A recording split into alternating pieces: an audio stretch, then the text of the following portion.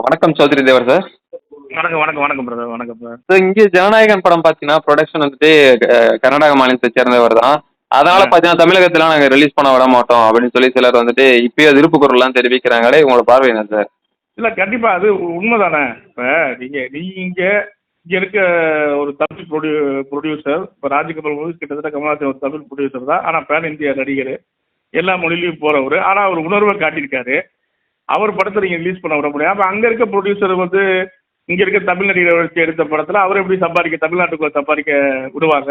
கண்டிப்பாக எதிர்ப்பு காட்டுறது தான் உண்மையான விஷயம். கண்டிப்பாக நானும் எதிர்ப்பு தெரிவிப்பேன். நான் எதிர்ப்புக்கு ஆதரவும் தருவோம், ஆதரவு திரட்டுவோம். கண்டிப்பாக வந்து விஜய் படத்தை எதிர்ப்போம்.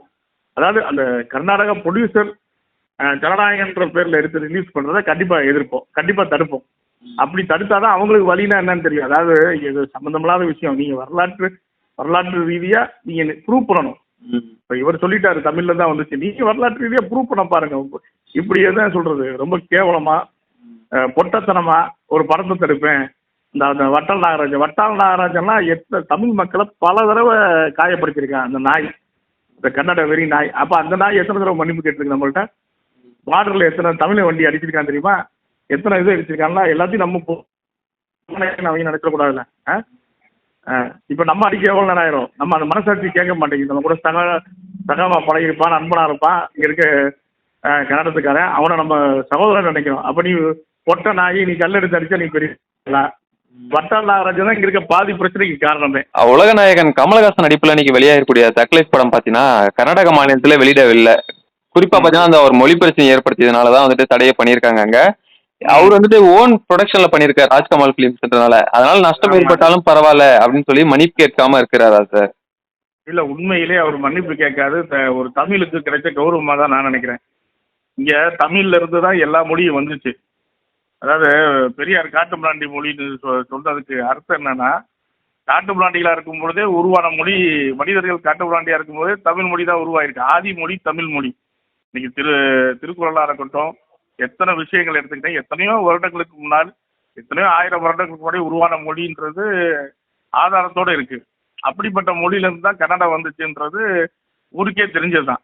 அதை உலக வரலாறுகளில் தமிழ் மொழியிலிருந்து தான் இங்கிட்டு இருக்க எல்லா மொழியும், தெலுங்கு, மலையாளம் எல்லாம் பார்த்தீங்கன்னா தமிழ் மொழியை தமிழ் மொழி எந்த மொழியும் தழுவி இருக்காது. தமிழ் மொழி உருவாக்கப்பட்ட மொழி, அதுலேருந்து தான் தருவன மொழி. இதை வந்து சொன்னதை அவங்க ஏற்றுக்கணும். சகோதரனா அதை வந்து கண்டிப்பாக ஏற்றுக்கணும். இவ்வளோ கொடூரமாக இவ்வளோ வெறி இருந்துச்சுன்னா அந்த வெறிக்கு நம்ம பதிலடி கொடுக்கணும்.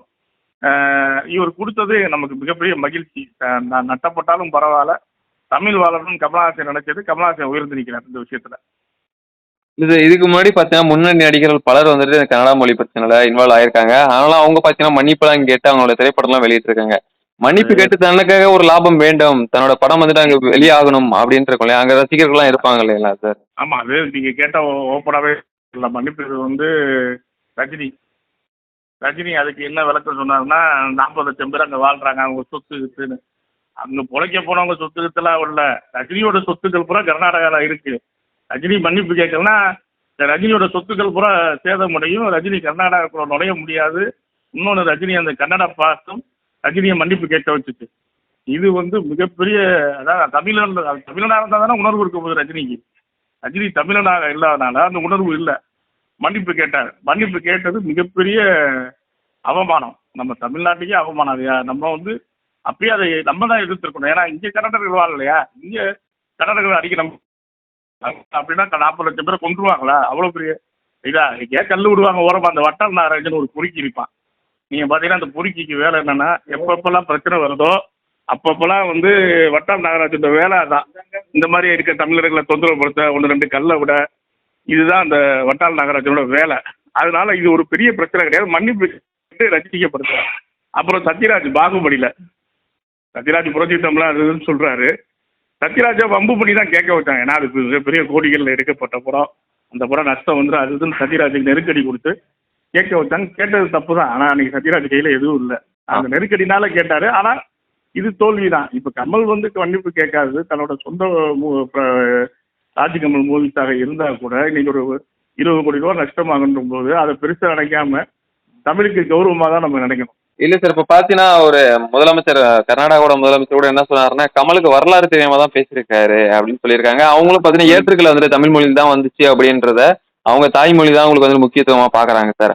ஆனா நம்மளோட முதலமைச்சரும் சரி, கட்சியை சேர்ந்த சில தலைவர்களும் சரி, இதற்காக பாத்தீங்கன்னா ஆதரவு குரலும் இல்ல, தமிழ் மொழி தான் மூத்த மொழி அப்படின்றதுக்காக ஒரு ஆதரவு குரல் இல்லாம தான் சார் இருக்கு இங்க.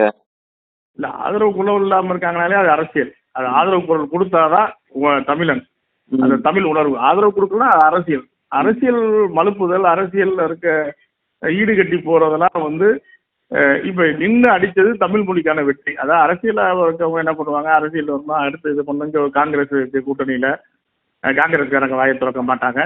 இப்படி பல காரணங்களுக்காண்டி அரசியல் காரணக்காண்டி வாய் திறக்காம இருக்காங்களே தவிர்த்து, ஆனால் உணர்வோடு எல்லாரும் குரல் கொடுக்க வேண்டிய ஒரே விஷயம் இந்த தமிழ் மொழி விஷயம். அதுல வந்து குரல் கொடுத்தவங்கலாம் நம்ம வந்து உணர்வாளர்கள் நினைக்கிறோம். குரல் கொடுக்கறதுனால அது தப்புன்னு தான் நினைக்கணும். அது வந்து மிகப்பெரிய தமிழ் துரோகமா தான் நம்ம நினைக்கணும். தக்லைஃப் படம் பாத்தீங்கன்னா தமிழகத்துல இன்னைக்கு வெளியா இருக்கு. இதுல பாத்தீங்கன்னா ஸ்பெஷல் ஷோக்கான பர்மிஷன் வந்து கொடுக்கப்பட்டிருக்கு சார். கமலுக்கு மட்டும் முக்கியத்துவம் இருக்க காரணம் என்ன சார்? கூட்டணியில இருக்கனால வந்து தமிழக அரசு இப்படி எல்லாம் சிறப்பு சலுகை எல்லாம் வழங்குதா சார்? இல்ல பெரும்பாலும் தீபாவளி பொங்கல் டயத்தில் ரிலீஸ் ஆகும்போது அங்கே ஏற்கனவே மக்கள் வந்து ஃபெஸ்டிவல் டயத்தில் கூட்டம் இருக்கு, அதனால ஸ்பெஷல் ஷோ கேன்சல் பண்ணுவாங்க. இது சாதாரண டைம் தான். இது ஸ்பெஷல் ஷோ கொடுத்தது பெரிய விஷயமா இல்லை. ஸ்பெஷல் ஷோ கொடுத்தாலும் அது ஒரு தொடக்கமாக இருந்து இதை வச்சு எல்லா படங்களுக்கும் கொடுக்கட்டும். ஏன்னா முக்கிய கதாநாயகன் படங்கள்ல வந்து பார்க்கணும்னு ஆசைப்படுவாங்க. ஸ்பெஷல் ஷோ வந்து ஒரு படத்துக்கு கொடுக்கறது பெருசுலாம், அடுத்து எல்லா படங்களுக்கும் கொடுக்கணும்னு தான் நம்மளும் விரும்புவோம். ரசிகர்கள் படத்துக்கெல்லாம் கொடுக்கணும்னு. அப்படி கமலஹாசன் இப்போ இது சமீபத்தில் நிப்பாட்டி வச்சிருக்காங்க. இப்போ கமலஹாசன் வச்சு ஒரு தொடக்கமாக இருந்தால் அடுத்து ரஜினி படம் வருது, அடுத்த வரிசையாக வருது. அவங்க எல்லாருக்குமே ஸ்பெஷல் ஷோ கிடைக்கட்டும், நல்லதுதான். இதில் வந்து அரசியல் ஸ்பெஷல் ஷோலாம் அரசியல் பார்க்கக்கூடாது. ஒரு ஷோக்கு முன்னாடி ஓடுறதுல என்ன அரசியல்? அப்படிலாம் ஒரு அரசியல். அதே மாதிரி கமலஹாசன் விரும்புறது கிடையாது. ரஜினிகாந்துக்கு நீங்கள் பார்த்தீங்கன்னா ஆரம்பத்திலேயே வந்து கமலஹாசன் படம் காலையில் ஓப்பன் ஆகும். கமலஹாசன் அப்படி ஸ்பெஷல் ஷோவில் ஒரு விருப்பம் உள்ளவர் கிடையாது. படம் நல்லா இருந்தால் மக்களை போய் சேரணும்னு நினைக்கிறவர். அதனால அவர் ஸ்பெஷல் ஷோலாம் இது அரசியல் இருக்க மாதிரி கிடையாது, எனக்கு தெரியல. Okay sir. தகவல் கொடுத்தமைக்கு நன்றிங்க சார். ஓகே பிரதர், நன்றி.